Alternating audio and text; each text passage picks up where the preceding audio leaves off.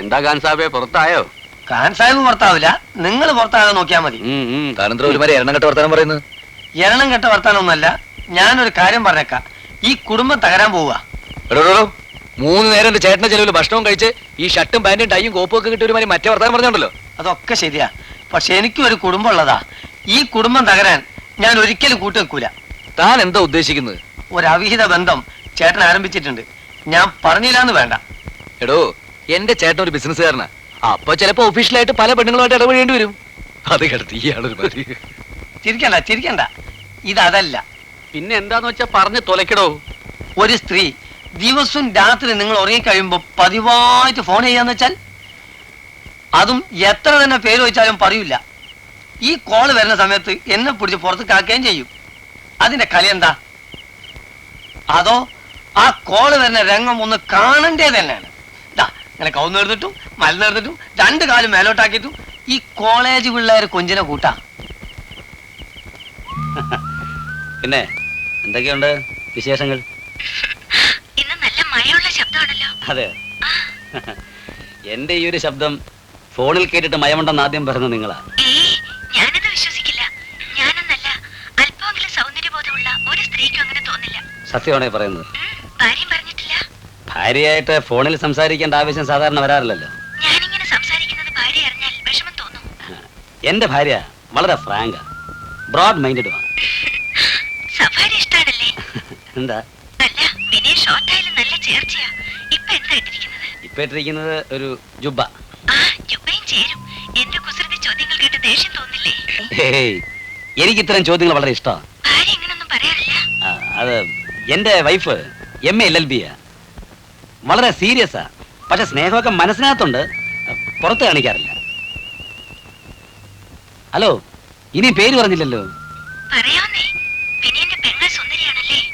അവളെ എങ്ങനെ അറിയാം? എന്റെ ചേച്ചിയുടെ മോളുടെ കൂടെയാ പഠിക്കുന്നത്. അവൾ പറഞ്ഞറിയാം. പഠിക്കാൻ നല്ല ബ്രൈറ്റ് അല്ലേ? അതെ. എന്തിനും ക്ലാസ്സിൽ ഫസ്റ്റ് ആണെന്ന് അവൾ പറഞ്ഞു. അവക്ക് പഠിത്തം എന്നൊരു ചിന്ത മാത്രമേ ഉള്ളൂ മനസ്സിൽ. ഒരു സിനിമയ്ക്ക് പോലും പോവാറില്ല.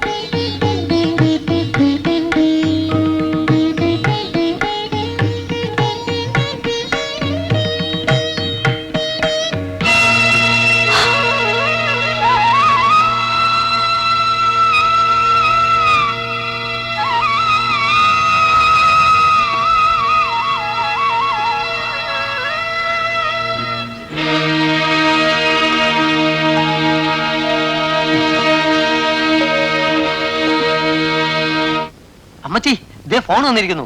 സാറ് 2 മണിക്കൂർ കഴിഞ്ഞാൽ വരുള്ളൂ. സംശയം ഉണ്ടോ ഒന്ന് എടുത്തു പോയിക്കോളൂ. ആരാ? മിസ്റ്റർ കുറുപ്പിനെ വേണമായിരുന്നു. കുറുപ്പിനെ വേണമെന്ന് പറയാൻ നിങ്ങൾ ആരാ? ആദ്യം അത് പറ. എന്നോട് വിളിക്കാൻ പറഞ്ഞിട്ടാ ഞാൻ വിളിച്ചത്. ഇപ്പൊ ഇവിടെ ഇല്ല. ഇനി ഉണ്ടെങ്കിലും വിളിക്കാൻ സൗകര്യപ്പെടുകയല്ല. മേലാൽ ഇവിടെ വിളിക്കരുത്. അവനേ ഒരു ഭാര്യയുള്ളതാ. ഹലോ, നിനക്കെന്തോ പ്രായം വരും? പ്രായം പറഞ്ഞാൽ എന്താ രോഗം എന്ന് പറയാം. നിങ്ങളെ കെട്ടിച്ചയക്കാൻ വീട്ടിൽ ബന്ധപ്പെട്ടവർക്കാർക്കും താല്പര്യമില്ലെങ്കിൽ അഡ്രസ്സ് തന്നാൽ ഞാൻ തന്നെ അവരോട് ഒന്ന് വിവരം പറയാം. മേലാൽ ഈ വീട്ടിലോട്ട് വിളിച്ച് ഇവിടുത്തെ മനസ്സമാധാനം കളയരുത്. Good night. നിങ്ങളുടെ സ്വഭാവം സഹിക്ക വയ്യാതെയാണ് നിങ്ങളുടെ ഭാര്യ പിണങ്ങിപ്പോയതെന്ന് പറഞ്ഞാൽ സമ്മതിക്കുമോ? ഇല്ല, എന്നെ മനസ്സിലാക്കാത്തോണ്ടാണ്. നിങ്ങൾ ഭാര്യയെ മനസ്സിലാക്കിയിട്ടുണ്ടോ? ഉണ്ട്. ഞാൻ എന്തൊക്കെ പിടിവാശി പിടിച്ചാലും ഒടുവിൽ അവൾ പറയുന്നത് അനുസരിക്കാറേ ഉള്ളൂ. പലപ്പോഴും അവൾ ആഗ്രഹിക്കുന്ന രീതിയിൽ പെരുമാറുന്ന ഒരു പാവയാണ് ഞാനെന്ന് എനിക്ക് തോന്നാറുണ്ട്.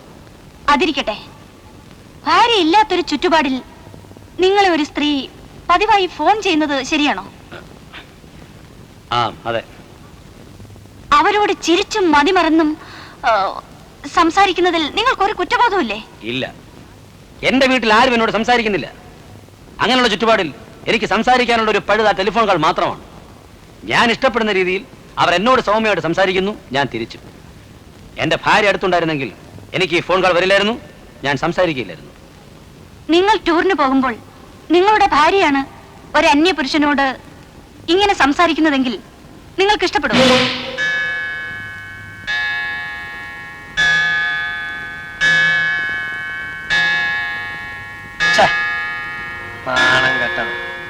ലോകത്ത് പലരും കണ്ടിട്ടുണ്ട്. പെറ്റ തള്ളനും സകലരും വെറുപ്പിച്ചിട്ട് ഒറ്റക്ക് മുറിക്കകത്ത് കയറി സൂക്ക ഉണ്ടായിരുന്ന ഭാര്യനെ ഒഴിവാക്കി കോട്ടും കയ്യും കെട്ടി നടന്നിട്ടെന്താ അലവലാതി? ഇല്ല, ഒരു ദിവസം ഞാൻ വെച്ചിട്ടുണ്ട്. തിന്നണ ചോറ്റ് കുഴച്ച് ഞാൻ ചാമ്പിയിട്ടില്ല. ചോദിക്കാനും പറയാൻ ആളില്ലാന്ന് വിചാരിച്ചോ? എന്താടാ, അലിഖാന്റെ തനിനിറം കണ്ടിട്ടില്ല. ആ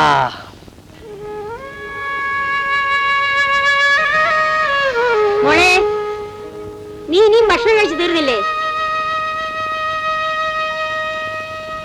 സാർ, കഴിക്കണം സാർ.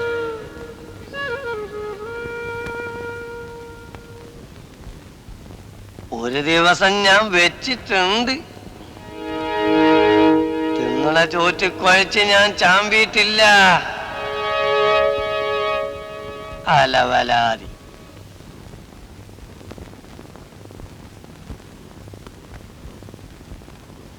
ഇത് കഴിച്ചോളൂ. അല്ല, വേണ്ട സാർ, വേണ്ട. ഞാൻ പിന്നെ കഴിച്ചോളാം. അങ്ങനല്ലത്, ഇത് സന്തോഷം കൊണ്ടാ. ഇനി മുതൽ എന്നും അങ്ങോട്ട് നിങ്ങളൊരു ഉരുള കഴിച്ച ശേഷമേ ഞാൻ കഴിക്കൂ. ജീവിതത്തിൽ ഇന്ന് വരെ ആർക്കും എന്നോട് ഇത്ര സ്നേഹം തോന്നിയിട്ടില്ല സാർ.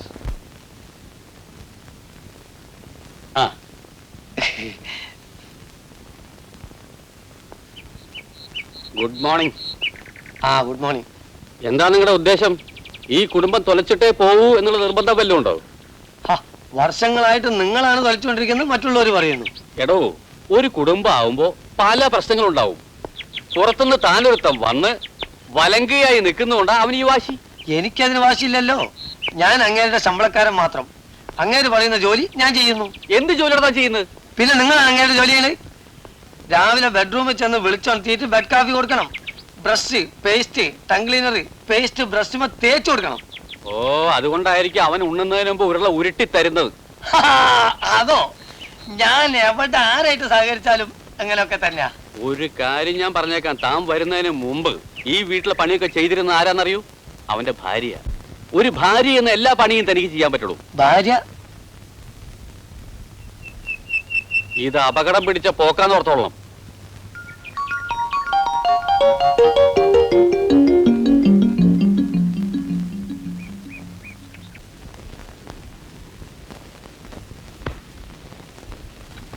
അലിഖാൻ എവിടെ പോകുന്നു? ഞാൻ കിടക്കാൻ പോവാ. അതിന് പുറത്തെങ്ങോട്ട് പോകുന്നു? ഇനി പുറത്താണ് നല്ലത്. അലിഖാൻ ഇങ്ങോട്ട് കിടക്കൂ. എനിക്കത് വിഷമമൊന്നുമില്ല. പക്ഷെ എനിക്ക് വിഷമമുണ്ട് സാർ. എടോ, എനിക്ക് ഒറ്റയ്ക്ക് കിടക്കാൻ അല്പം ബുദ്ധിമുട്ടുണ്ടെന്ന് പറഞ്ഞേക്കാം. അത് പേടിയൊന്നും അല്ല. കുട്ടിക്കാലം മുതലേ ഞാൻ ഒറ്റയ്ക്ക് ഒരു മുറി കിടന്ന് ശീലിച്ചിട്ടില്ല. അതുകൊണ്ടാണ് തന്നോടൊന്ന് കിടക്കാൻ പറയുന്നത്. ഞാൻ പറയുന്നതുകൊണ്ട് സാറിന് വിഷമം തോന്നരുത്. സാറിന്റെ കൂടെ രാത്രി മുറിക്കകത്ത് കിടക്കാൻ ഈ ലോകത്ത് ഒരാൾക്ക് മാത്രമേ അർഹതയുള്ളൂ. അത് സാറിന്റെ ഭാര്യക്കാണ്. സാർ ഇനി എന്ത് വേണമെങ്കിലും തീരുമാനിച്ചു. യൂണിയൻ പ്രവർത്തനം എന്ന് പറയുന്നത് നിയമം കയ്യിലെടുക്കാനുള്ളതല്ല. നിങ്ങൾ റാലി സംഘടിപ്പിച്ചത് എനിക്ക് മനസ്സിലാക്കാം. പക്ഷെ ബസ്സിന് കല്ലെറിയാൻ ആരാ മിസ്റ്റർ നിങ്ങൾക്ക് അധികാരം തന്നത്? ഞങ്ങൾ എറിഞ്ഞിട്ടില്ലെന്ന്. ഞാൻ കണ്ടതാണ് സാർ. ഇത്രയുണ്ട്. താജ്മഹാളിന്റെ മാർബിൾ പീസ് പോലൊരു കല്ല് ഇവൻ തന്നെയാണ് സാർ എറിഞ്ഞത്. ഇവന്റെ ഏറ് കൊണ്ടാണ് ആ പോലീസുകാരൻ താഴെ വീണത്. വെള്ളടിച്ച് ബോധമില്ലാത്ത ഇയാളുടെ വാക്ക് വിശ്വസിക്കാൻ നിങ്ങൾ എത്ര വിഡ്ഢിയാണോ സാർ? എടോ, മര്യാദയ്ക്ക് സംസാരിക്കണം. ഇത് പോലീസ് സ്റ്റേഷനാണ്. അറിയാം, നിങ്ങളെ പേടിക്കാൻ ഞാൻ കള്ളനൊന്നുമല്ലോ. അംഗീകരിച്ചൊരു യൂണിയൻ നേതാവാണ് ഞാൻ. ഓ, യൂണിയൻ നേതാവാണല്ലേ? അത് ഞാൻ അറിഞ്ഞില്ല. ഒരു കാര്യം ചെയ്യാം, നാളെ രാവിലെ കുളിച്ചേച്ചങ്ങ് പോവാം. കിടക്കാനുള്ള സൗകര്യം ഉണ്ടാക്കി തരാം. വരട്ടെ സാർ. ആ, വേണേ വരാം. 2 കോഴിമുട്ടയും വാങ്ങിച്ചോണ്ട് നാട്ടി അങ്ങ് കുടിക്കാൻ. ഹലോ, ആരാ? അമ്മാവനാ, ഞാൻ ശാന്തനാ. എവിടുന്നാ വിളിക്കുന്നത്? അമ്മാവ, ഞാൻ പോലീസ് സ്റ്റേഷനിൽ നിന്നാണ് വിളിക്കുന്നത്. എന്താ കാര്യം? അല്ല, വേറൊന്നുമില്ല. ഞങ്ങള് സമാധാനപരമായിട്ട് ജാഥ നടത്തിയിരുന്നേ. പെട്ടെന്നൊരു കല്ലേറ്. അല്ല, വേറെ പ്രശ്നമൊന്നുമില്ല. SI ആകൊന്ന് ഇടഞ്ഞു നിൽക്കുക. അമ്മയോടൊന്ന് പറഞ്ഞിട്ട് ചേട്ടനെ കൂടെ ഒന്ന് വിളിച്ചു പറയാൻ പറയണം. ഫോൺ വെക്കല്ലേ? ഓടപ്പിറന്നോള്, വിഷമിക്കണ്ട. ശാന്തിനിപ്പോ ഇവിടെ വിളിച്ചിരുന്നു, പോലീസ് സ്റ്റേഷനാ. പോലീസ് സ്റ്റേഷനിന്നോ? അമ്മേ, വേറെ പ്രശ്നങ്ങളൊന്നുമില്ല. ചേട്ടൻ SI ഒന്ന് വിളിച്ചു പറഞ്ഞാൽ മാത്രം മതി. ഞാൻ അവനോട് എങ്ങനെ പറയും? പറഞ്ഞാൽ അനുസരണല്ലാതെ പോയി ചെന്ന് കുഴിച്ചാടുക, നാണമില്ലാതെ ഞാൻ ചെന്ന് പോയി പൊക്കിയെടുക്കുക. ഒരു ദിവസം ലോകപ്പിൽ നിന്ന് കിടക്കട്ടെ. ഹലോ, ഞാനാ. ചേട്ടൻ SI ഒന്ന് വിളിച്ചാ? എടാ, അവൻ വിളിക്കത്തേ ഇല്ലെന്നാ പറയുന്നത്. എന്ത് ചെയ്യാൻ പറ്റും? ശരി, ചേട്ടനെ ഇനി വിളിക്കണ്ട. ഈ നിമിഷം മുതൽ ഞാൻ വിനയന്റെ അനിയനല്ല. ആ കെയർ ഓഫ് ഇനി പറയാനും പോകുന്നില്ല. പിന്നെ ചേട്ടനോട് പറഞ്ഞേരെ ആ കണക്ക് പുസ്തകത്തിൽ നിന്ന് എന്റെ പേജങ്ങ് കീറി കളഞ്ഞേക്കാൻ. ഹലോ, ചെറുതമേല്ലേ? ശാന്തന. രാത്രി 10 മണി കഴിഞ്ഞല്ലോ.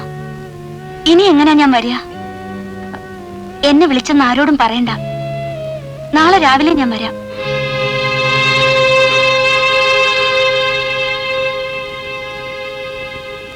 നിനക്ക് അവളോട് പറഞ്ഞാലെന്താ? പേടിയാണോ? ഭർത്താവിനെ പിരിഞ്ഞിരിക്കുന്ന പെണ്ണ. രാത്രി ആവുമ്പോ എവിടെ നിന്നൊക്കെയോ ഫോൺ വരിക, മണിക്കൂറോളം സംസാരിച്ചോണ്ടിരിക്കുക. എന്താ അത്? നിങ്ങൾക്ക് അവളോട് പറഞ്ഞാലെന്താ? നിങ്ങൾ അവിടെ അച്ഛനല്ലേ?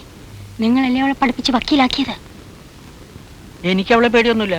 ഞാൻ ദേ ഇപ്പൊ വിളിച്ചു പറയാം. പക്ഷെ ഞാൻ പറഞ്ഞാലുണ്ടല്ലോ, വെട്ടൊന്നും മുറി രണ്ടാ. എന്താമ്മേ? എന്താച്ചാ?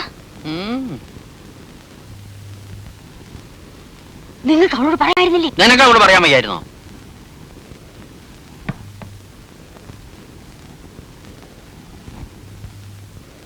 മോളെ, നീ എങ്ങോട്ട് പോന്നു? എന്റെ ഭർത്താവ് വിളിക്കുന്നിടത്തേക്ക് എനിക്ക് പോയല്ലേ പറ്റൂ. അവൻ എവിടുന്നാ വിളിച്ചേ? പോലീസ് സ്റ്റേഷനിൽ നിന്നല്ല.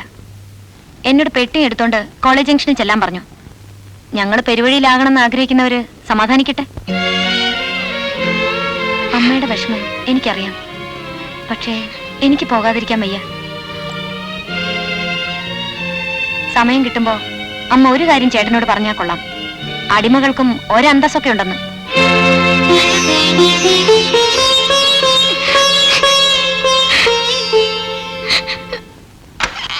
തനിക്കിപ്പോ ഇവിടെ എന്തിന്റെ കുറവാ ഉള്ളത്? എല്ലാം കൂടുതലാ, അതുകൊണ്ടാണ് ഞാൻ ഇപ്പൊ പോണേ. എടോ, തനിക്ക് ജന്മത്ത് കഴിയോടോ ഇങ്ങനൊരു വേഷം ഇടാൻ? ചുമ്മാതല്ലടോ അട്ടയെ പിടിച്ച് മത്തേ കിടത്തരുത്. സാർ എന്ത് വേണമെങ്കിലും പറഞ്ഞോ. ഒരു വീട്ടിൽ ആൾക്കാരിങ്ങനെ പരസ്പരം തല്ലി നശിക്കുന്ന ചുറ്റുപാടിൽ ജീവിക്കാൻ എനിക്ക് പ്രയാസമാണ്. അതെന്റെ വീട്ടുകാരാ, താൻ അറിയേണ്ട ആവശ്യമില്ല. സാറിന്റെ അമ്മ കരയുന്ന കാണുമ്പോ എനിക്ക് എന്റെ അമ്മ കരയുന്ന മാതിരിയാ തോന്നണേ. സാറ് തരാമെന്ന് പറഞ്ഞ കാശിന് ആ കണ്ണീർ കണ്ടിട്ട് ഇവിടെ നിൽക്കാൻ എനിക്ക് പറ്റില്ല.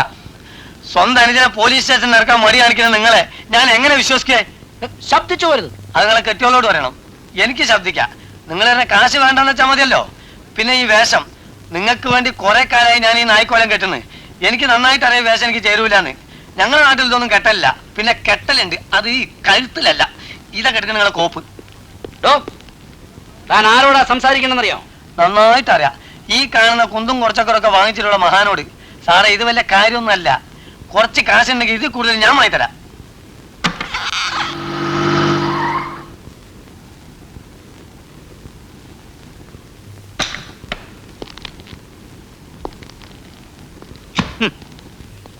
ഓരോരുത്തരും അവരവർ വലിയവരാണെന്നാ ചിന്തിക്കുന്നത്. കുടുംബത്തിന്റെ കാര്യമാകുമ്പോ ഒന്നിച്ച് നിൽക്കണം. എന്റെ അനിയനാ പോലീസ് സ്റ്റേഷനിൽ കിടന്നത്. കിടക്കട്ടെ എന്ന് കരുതി ഇറക്കായിരുന്നത്. ഉടനെ ഏട്ടത്തിയമ്മ ഉണ്ടല്ലോ. നിങ്ങളെന്താ മിണ്ടാ നിൽക്കുന്ന വടി പോലെ? ഇനി ഞാൻ മിണ്ടുന്നില്ല. ഓടപ്പറന്നുള്ള കത്ത് തന്നിട്ട് പോയി, അത് തരാനാ ഞാൻ കാത്തു നിന്ന്. ഒരു നിലവിളക്കും നെറ്റിയിൽ തൊടാൻ അല്പം ഭസ്മവും ഉണ്ടെങ്കിൽ ഈ അമ്മയ്ക്ക് തൃപ്തിയായി. പിന്നെ അല്പം മനസമാധാനം. അതുള്ളിടത്ത് ഈ അമ്മ ജീവിച്ചു കൊള്ളാം. നീ അമ്മയെ പറ്റി അന്വേഷിക്കുകയോ ഓർത്ത് വിഷമിക്കുകയോ വേണ്ട. ഇത്രയും കാലം കഷ്ടപ്പെട്ട എനിക്ക് ഇത് തന്നെ കിട്ടണം. എന്നെ തോപ്പിക്കാൻ ശ്രമിക്കുക. എനിക്കറിയാം അമ്മ ശാന്തന്റെ വീട്ടിൽ പോയിരിക്കുക. അതിന്റെ പേരിൽ ഞാൻ ആ വീട്ടിൽ പോവുമല്ലോ. അമ്മയോടുള്ള എന്റെ സ്നേഹം വെച്ച് എന്നെ ആരും മുതലാക്കാൻ ശ്രമിക്കണ്ട. ഞാൻ ആ വീട്ടിൽ പോകാനും പോകുന്നില്ല. പോകുന്നവരെല്ലാം പോട്ടെ. ഞാനും പോവാണ്. ഇനി എനിക്ക് എന്താ അവിടെ സ്ഥാനമുള്ളത്? ഓടപ്പറന്നുള്ളതിന്റെ പേരില എനിക്കൊരു അമ്മാവൻ സ്ഥാനം കിട്ടിയത്. ആ സ്ഥാനത്തിന്റെ പേരില ഇത്രയും നാൾ ഞാൻ അവിടെ ജീവിച്ചു പോകുന്നത്. ഇനി ഇവിടെ കഴിയാൻ ബുദ്ധിമുട്ടാ. ഞാൻ പോകുന്ന ഒറ്റയ്ക്കുമല്ല. രാജമ്മേ,